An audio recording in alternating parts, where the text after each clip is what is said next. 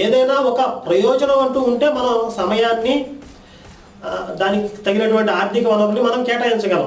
ఈ రౌడీ మోకలతో అల్లరి చిల్లర బ్యాచ్లతో మనం మన సమయాన్ని వృధా చేసుకోవడం ఇష్టం లేక దానికి తగినటువంటి ఆ అర్హత కలిగినటువంటి ఆ స్థాయి ఉన్నటువంటి వ్యక్తులతోనే చర్చ చేద్దాము అని చెప్పి ఒక నిర్ణయానికి వచ్చి ఈ అల్లరి చిల్లర బ్యాచ్ని పక్కన పెట్టడం జరిగింది.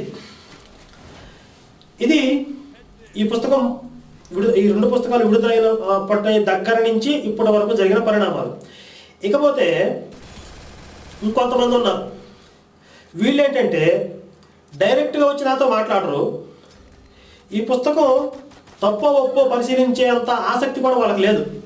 కానీ తప్పు అని జనంలోకి తీసుకెళ్లాలనే కుతూహలం, ఆతృత ఉంది.